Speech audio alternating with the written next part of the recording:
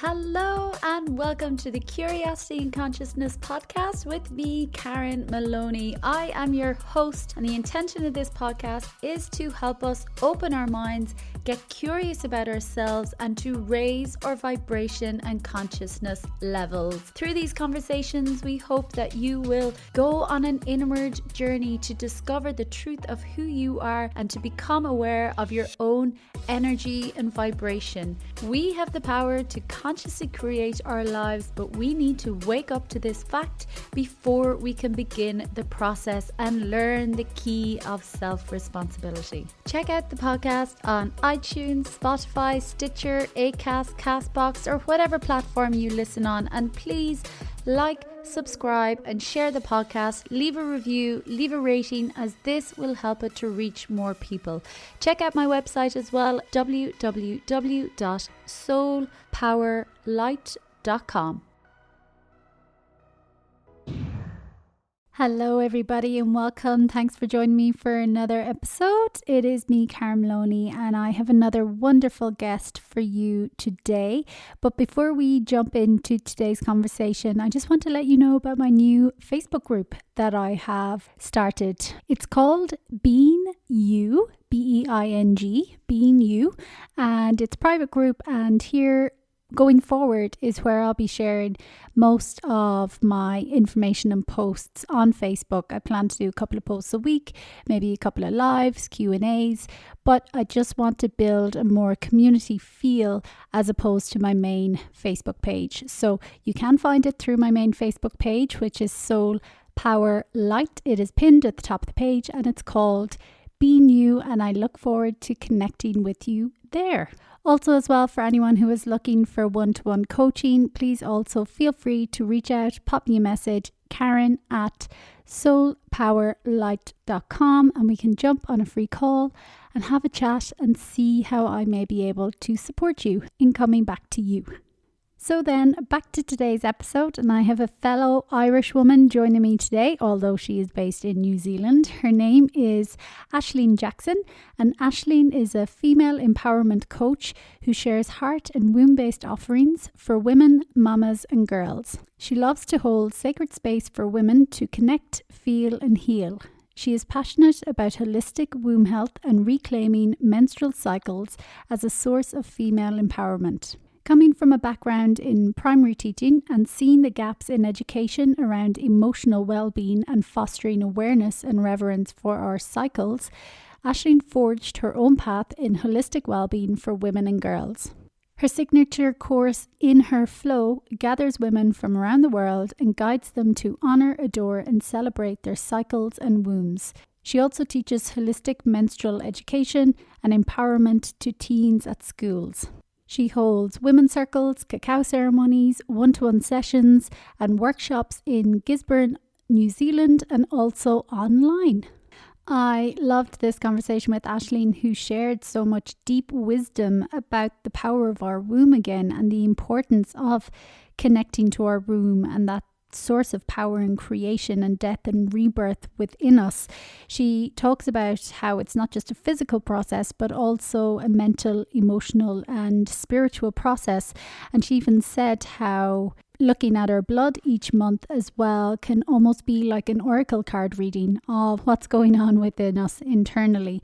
She also shares how our womb space is like the microcosm of the earth, which is the macrocosm. So what's going on within us is also being projected outside of us. So really interesting conversation. And she also shares how the menstrual blood is like a connection between heaven and earth and our ancestors and those who came before us and the descendants who will come after us. So I think it's moving the conversation beyond the shameful, dirty kind of hide the fact that we menstruate and really elevating the conversation and connecting it or reconnecting it back to the sacred practice that it once was, which Ashleen also shares a little bit about how women used to honour their menstruation before colonization and Christianity. And I think by having these conversations and helping us to connect back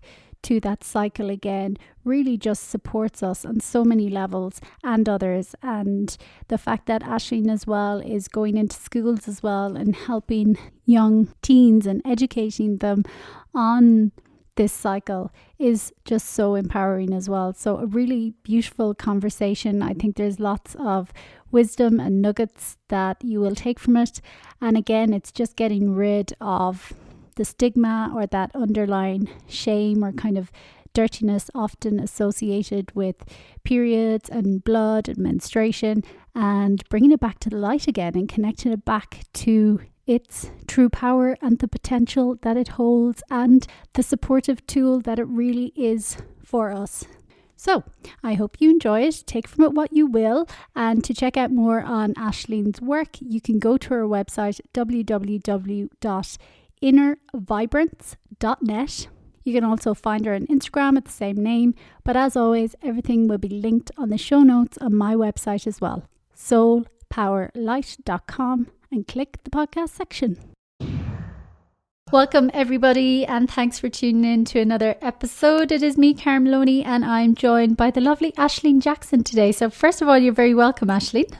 Oh, thank you so much for having me on. It's great to be here. Yeah, connecting all the way over there in New Zealand, and I'm going to have a super interesting conversation today around holistic womb health and female empowerment, and I'm just so looking forward to the conversations. But maybe first, even tell us a little bit about your own background or your journey to this work. Yes, I sure.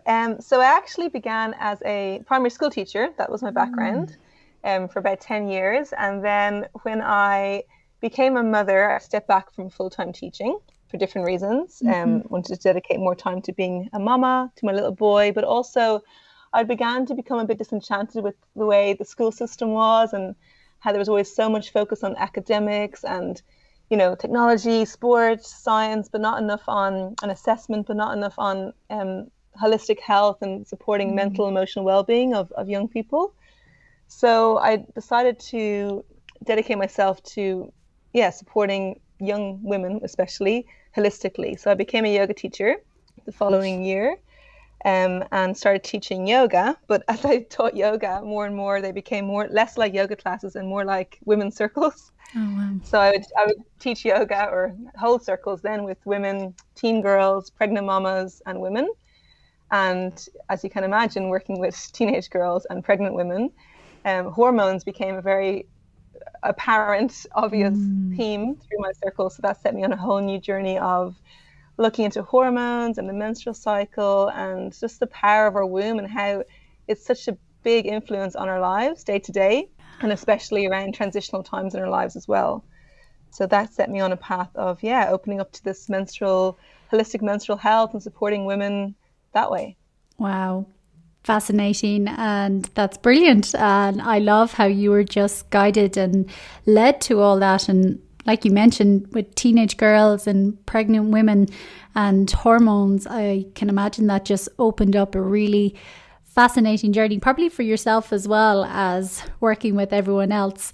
So you mentioned there as well just about the power of our womb, and again, it's something I've been learning over the last while, because certainly I was cut off from it, not knowing, and having connected with a few other people and speaking about menstrual cycles and the power of it. But again, if you could just kind of reiterate just the power that our womb holds, and when we build that connection and relationship with it, the shifts that it can have in our lives or in a woman's life. Beautiful question. Yes, I think it's so integral. It's a foundation really of living in relation to the world. Our womb it's our source of power, our source of creation. It's a place of regeneration, of constant death and rebirth. Each cycle we are releasing and shedding and then renewing ourselves again. And that in itself is an incredible miracle that happens inside our bodies each month. And it's a holding space. We can hold a lot in here. So we can hold space for a growing baby, but we can also hold energetically our dreams, our visions. Well, likewise, we can hold on to trapped emotions, onto trauma, stress, all these things get stored into this pelvic bowl, this cauldron. So when we learn to relate to this and send love and intention, kindness, compassion with our wombs, it really changes the way we live our whole lives. I find it like a spiritual practice and a real a coming back, returning to who we are. There's a beautiful book called Wild Power, which is always the first book I recommend any menstruator or woman or womb carrier to read. And it's all about remembering the power and how if we live in sync with our cycle, we can awaken this power and just live a more full life, connected to ourselves and to the earth and to each other. So powerful. And, I love as well so much of what you said about what a sacred space it is, and that space of holding, whether positive or negative, and the capacity that it has. And I'm curious as well from your own perspective or journey as well, and kind of studying and researching more, why do you think we got so cut off from literally our core and our center in the first place? Yeah, that's a great question. That has a long answer. There's lots of different aspects of that. Like, you can study the history of menstruation and how I'm living here in New Zealand, which is a real gift because I get to absorb and learn about the Indigenous culture here and Maori traditions around menstruation. But, before colonization in New Zealand, before Christianity in Ireland, women would honor menstruation, and they would just know that our menstrual blood is a connection between heaven and earth, between our ancestors, those who came before us, and also our descendants, those who will come after. So for a woman to be bleeding is a sign of fertility, of carrying on the bloodline, the lineage. It's really powerful and important, and it also is connection to Mother Earth. So our menstrual blood is like that connection we have, our creative energy, our fertile energy, supporting just likewise like Mother Earth and her fertile energy too. Yeah, so many connections and so much bigger like that. And that's why I love having these conversations as well. It is kind of raising our own consciousness and awareness. Yeah. And back to your question about, what happened is there was a disconnect between our womb, the power our womb holds. And that happened due to societal changes, patriarchy, Christianity, colonization, these kind of really white men who fear the power of women created this disconnect, and then this taboo and the shame became a regular everyday thing. And now even today it's still taboos are still being broken down now because women are ashamed of bleeding or hiding that we're having periods, or it's not a thing that we're as open about as we once were. But that is changing now, which is a positive thing. I feel like there's a real global menstrual revolution at play, and we're learning to remember our power and not to be ashamed or embarrassed of the fact that we bleed and we regenerate our bodies each month. Yeah, super. And I agree with you. I think there is just in general, whether it's menstruation or just female energies and empowerment, and that divine feminine in general is having a resurgence. And it's time as well because, well, I believe anyway, we've got to the point of where we are as well in this period in time through our constant masculine energy. And again, it's not so much about individuals. We all have both energies, but even us as women, and I can totally identify my own journey as well, how I was totally in my masculine energy. I was like afraid to be in my feminine. And, you mentioned the words of like, that shame as well around menstruation. I remember, it was such like a secretive thing, even though every woman does it, it'd be like, oh, that sense of better hide it and keep it hidden and, not share and connect and nurture it and work with it. And I love as well how you talk about holistic menstruation, and maybe you've touched on that a little, but what exactly does that entail, or how nowadays in this 21st century can we connect more and work more holistically with it? Beautiful. Yes, I think holistically, I think not just a physical process. It is a physical process of blood being shed from the uterus, and that comes out and that's what happens. But on a energetic level, looking at the mental, emotional and spiritual aspects of bleeding as well, and how it affects us emotionally, that beautiful hormonal dance that we go through each phase of our cycle, those 4 phases or 4 seasons, which I know you've discussed on your podcast before. Yeah, so really, but I think it's probably worth maybe just touching on them quickly again, because maybe, you know, people may not have heard a previous episode, and just to keep it all contained as well. I know for me as well, I can always be reminded. Yes, it's always good to go back. Yeah. Yes, there are 4 phases of the menstrual cycle, and they also correspond to 4 moon phases, 4 inner seasons, and 4 different like energetic ways. So menstruation, when we're bleeding, is inner winter. That corresponds to the new moon, and it's a very restful energy, quiet, stillness, inward focused. The follicular phase corresponds to inner spring and the waxing moon, so it's a phase of growth. Hormonally, estrogen's rising, and energetically, our energy is also building up, and we're able to take action and start new things. Ovulation is the peak of the cycle, the main event that we're leading up to. That corresponds to inner summer, or the full moon, so big, fertile, full expression of the moon. Our hormones are peaking, so is our energy. We are more magnetic, more confident, more radiant. Great time to be social and creative and expressive. Inner autumn corresponds to the waning moon, and the phase is the luteal phase, and that is when progesterone comes in, which has a more mellowing effect.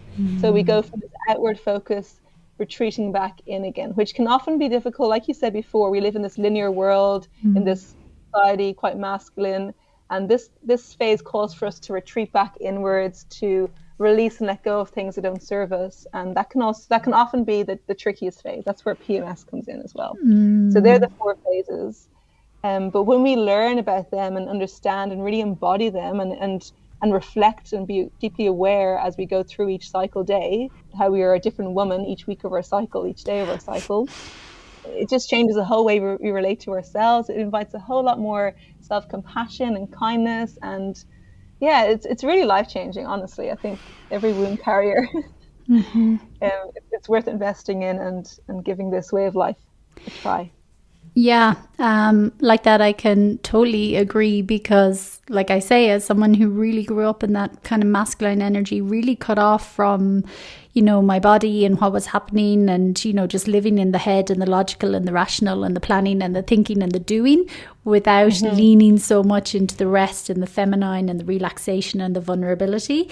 It was absolutely eye-opening to learn all about the seasons and the effect it has on me mentally, physically, emotionally and spiritually, and it just made so much sense. It was like, oh my God, yeah, why did nobody talk about this, you know? And I love that, you know, that's part of your story and kind of what led you to step outside the school system and the education system in order to bring that education and knowledge to younger women especially, and, you know, women of all ages. But that's really interesting. And thank you for the quick summary again of the seasons. Again, I always think it's really fascinating, but I know it's a question that has come up a couple of times in different probably women's circles that I've joined. And what is, you know, when you mention, say, when you're menstruating, it's your inner winter and it's the new moon, and then just taking the full moon, ovulation, and your inner summer. What if you're not in sync with actually the moon cycle? I know a lot of people get confused in that, including myself. So true. Does that have an effect, or? Those moon phases are kind of the energetics of those moon phases are like the phase of the cycle. But of course, not every woman is cycling with the new moon. Back in the day, before blue screens and Instagram and all of that, we were very in sync with the moon, and women would all, very much majority of women would bleed on the new moon and ovulate on the full moon. And a couple of women, usually the medicine women, the midwives, they would have an opposite cycle so they could support the women. But yes, today it's very different. So there's a few different schools of thought around it, and I often just let women really investigate it themselves. But if you, for example, if you're bleeding on the full moon, so you have an opposite cycle, so it's called red moon cycle or white moon cycle. There's a thought that maybe that is your energy is outward, so the full moon is all about like being expressive and serving the community and nurturing others. So perhaps that's a phase in your life when you're birthing something out to the community and serving. That's one idea. And then if you bleed on the new moon, it's more of an inward healing, inward focus. But I've also heard that the complete opposite of that. So it's just nice to notice, and you will shift. Like you shift throughout the year. every couple of years, if you have a natural cycle, you'll notice that it will start getting longer or shorter, and you'll be shifting between different moon phases. So it's just a really cool thing to notice about yourself and tune in to find meaning that makes sense for you.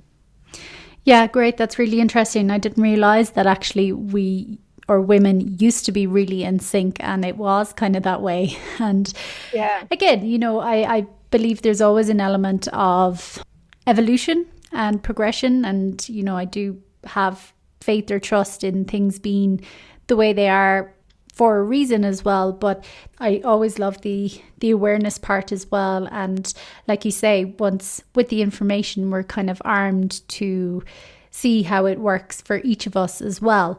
Exactly. And it's actually there's a beautiful quote in the book Wild Power, or a teaching, they say, it's called the red rule, the big red rule. So that means that whatever you read in a book or you hear about, your own cycle trumps any of that. So instead of thinking, okay, you know, it's my inner spring, I should be feeling more motivated, I'm not. But actually, that's just what a book says. You've got to learn to reflect and take your own cycle as your gospel, as your truth. I love that. That is super important, I think, with everything across our whole lives, that we are the best authority over ourselves. Exactly. And when we do develop that intuitive relationship, you know, I love what you say, your cycle trumps a book or any information that's out there. And it's not, again, the knowledge is power, but it's not a reason to go against ourselves and be like, oh God, I'm not doing it right. I'm not, you know, bleeding at the new moon or whatever it is. You know, it's trusting again your journey, your cycle, and tuning into that, as opposed to comparing and aiming for perfection. And I think that's a message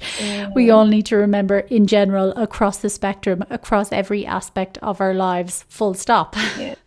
Beautiful. I love that. That's empowerment, isn't it? That's empowerment. I always say that my womb knows best. I trust my womb. Yeah, it's so true. That is the true epitome of empowerment for me as well, is cultivating that inner relationship with ourselves, that inner trust, and knowing our guidance and our clues and what we need to follow and what feels right for us, no matter what the outside is saying, or friends or family or books or whatever, because that is, like you say, that is true empowerment. So yeah, that's great. Big red rule. Yes. Epic one. Like clicking for that. I love what you just said. Yes. Well, you set it off there with the big red rule from that book. So that's epic. Thank you for sharing that. And then something else that really, really fascinates me, that's coming up more and more on my own journey as well, is rituals around working with the blood. I don't know, does it have a certain name? Is it called moon blood? Or what are some of those rituals as well? And again, some of the benefits. Yeah, beautiful question. Yes, it's really interesting. I feel like more and more now women are, you know, once they deepen the relationship to their womb and their cycle, menstrual blood or menstrual fluid becomes no longer this dirty, gross thing you flush in the toilet. It becomes a sacred fluid that you would like to honor and treat as reverent in some way. So there's a beautiful Hopi prophecy from the Native Americans that says, when all women return their blood to the earth, men shall come home from war and the earth shall know peace. Oof. And that is so beautiful, and something I teach in my online course about the significance of returning our blood to the earth. So again, going back to Indigenous practices around the world in many different cultures, including in New Zealand, women would return their blood to the earth as an offering. They would bleed directly onto the earth. Again, come back to the connection to Mother Earth. So this is something that we can all do each month. And I feel like I love to know that, like, every moon cycle, there are more and more women around the world, or menstruators, should I say, because not all women menstruate and not all menstruators are women, returning their blood to the earth in this way. So I like to think of this ritual in three different ways. It can signify three different things. So firstly, giving your blood back to the earth, so back to a plant in your garden or to the grass, anywhere that you feel called to. It's a symbol of offering to Mother Earth. It's like giving prayers and blessings to her. So remember, our womb is the microcosm and the earth is the microcosm. So whatever is happening, you know, it's like you said earlier, it's reflective of what's happening on our earth right now, what's happening, this call for Mother Earth to be regenerated, and for us to really respect her in a bigger way that we haven't been doing. And the same with our womb space. So we're giving this respect back to the earth in this way. So that's one way, and it's really, really beautiful connecting back to earth like that. The second way is our blood is a physical shedding. It's a release. It's letting go of what is no longer needed physically because we're not growing a baby this month.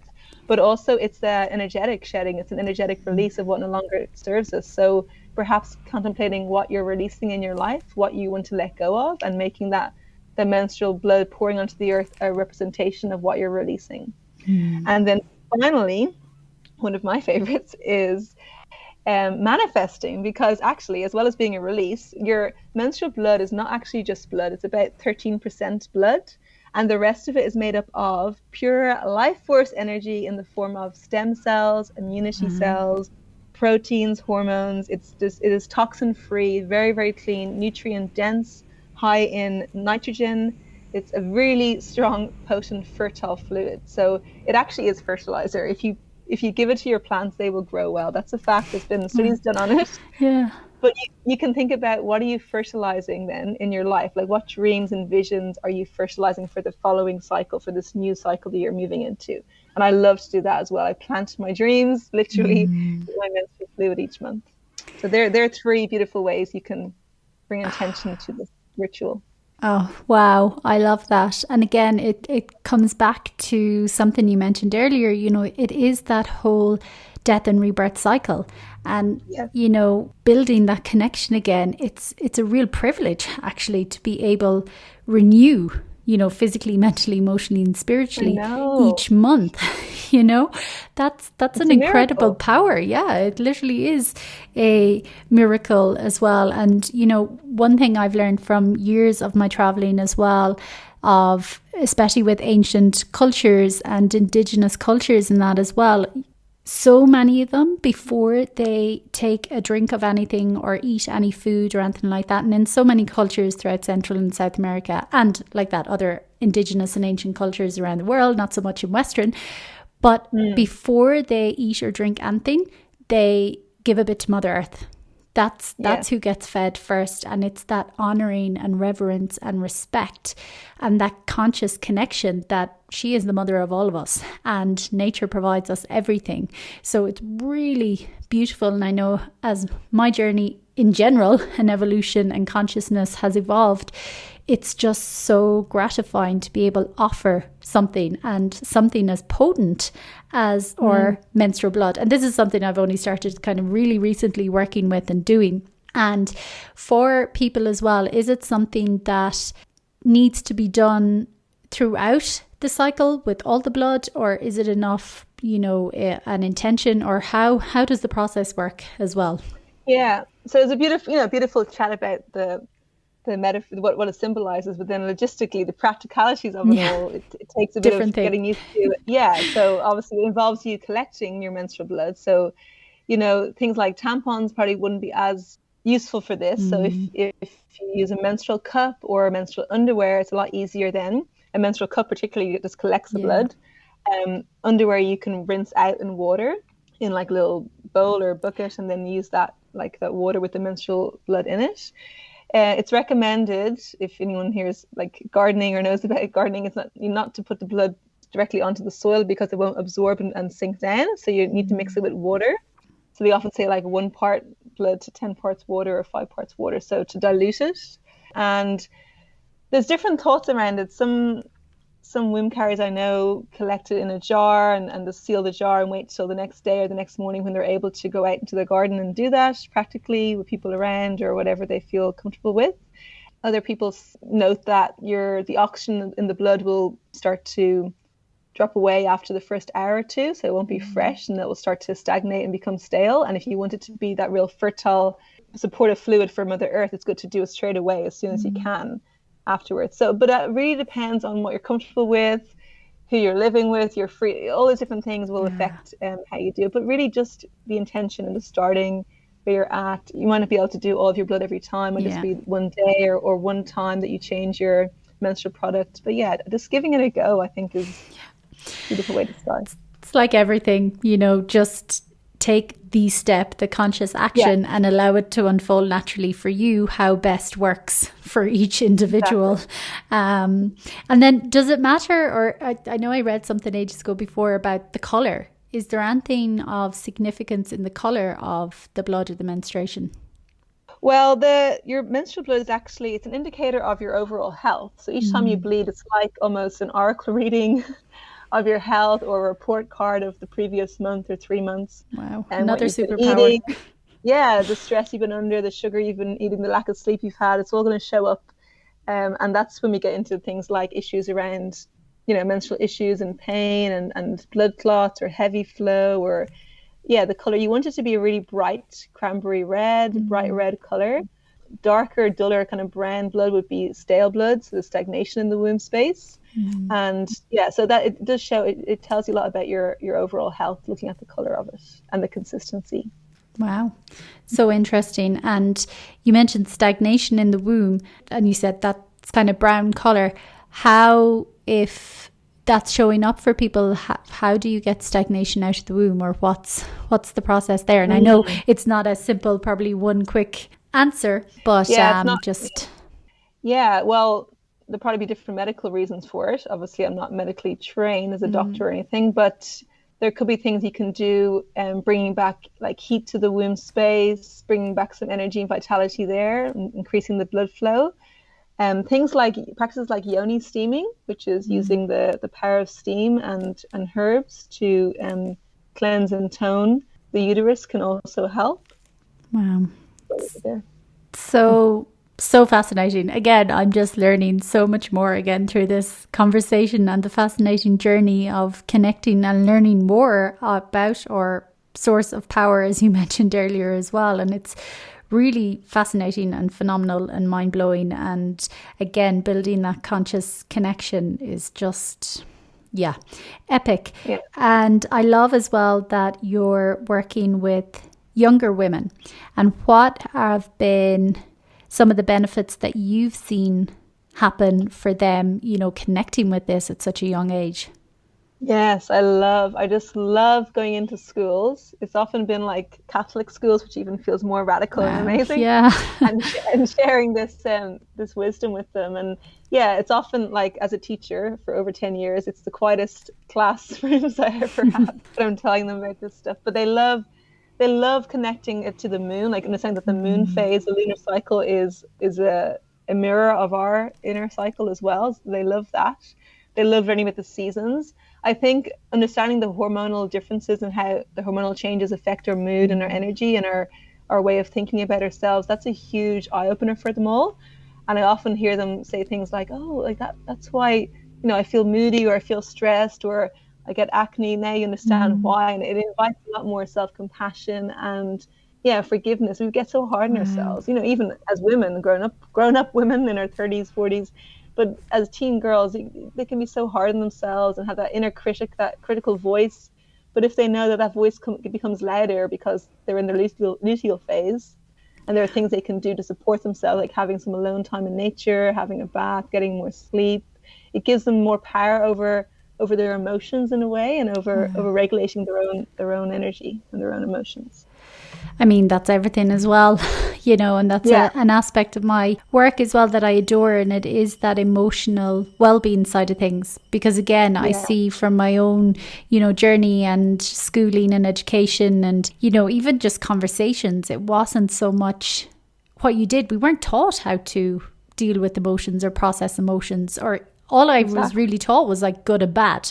And I was like, well, if I'm feeling bad emotions, I must be doing something bad, or, I'm not a good person. And we create all these stories, which that's not the truth at all. It's just a passing phase. And actually, when we learn to honor and acknowledge and allow space for our emotions, they actually do transmute and they pass pretty quickly. But it's when we go in with that inner critic and that critical mind and judging ourselves and being hard against ourselves that it can cause them to get stuck, and then they can escalate into bigger issues. So that's so empowering to be able to help younger women at that age and developing that self-compassion, because I mean that's it at the end of the day. We're with ourselves like 24/7, 365, and if we don't have that capacity to self-soothe ourselves and that self-compassion, again, we can get ourselves into all sorts of knots, which, each of our journey is our journey, but I think having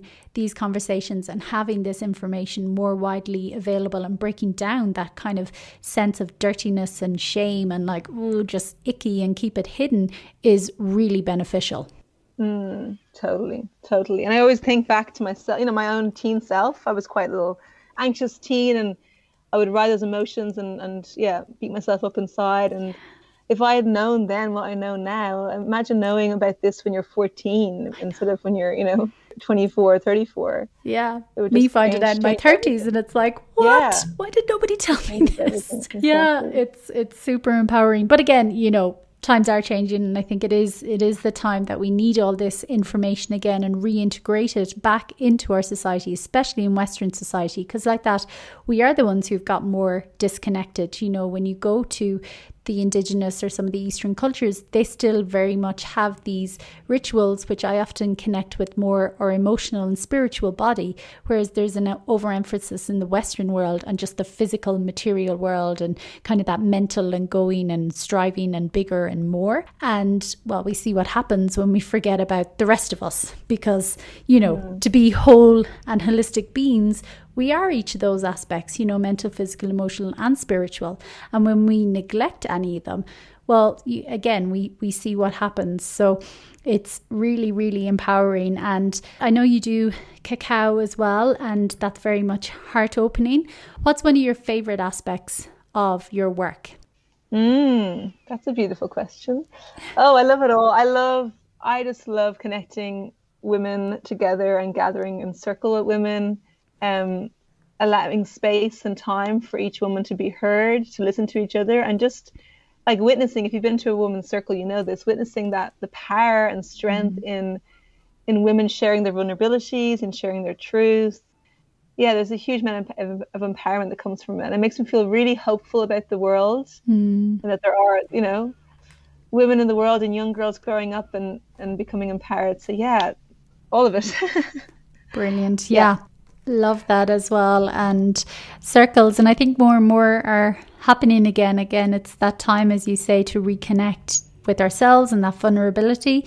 And what have you seen happen as well in some of the women's circles in that space? As in the power of when that feminine energy in women come together and just connect and share together. I've seen women like draw their own conclusions, reflect themselves and find answers to what they're going through, not having to, reach for a book or get someone else to help them. They have all the answers within them, and these circles create the space for that to come out, for those answers to be presented. That's one thing, definitely. Deep connection to each other and that sisterhood bond that perhaps maybe was damaged over time, and there was sisterhood wounds, and now here we are all coming back together again, being called together. And then in connection to the bigger picture, to Mother Earth, to the moon, to nature, to our lineages as well, connecting to our ancestors in a way too.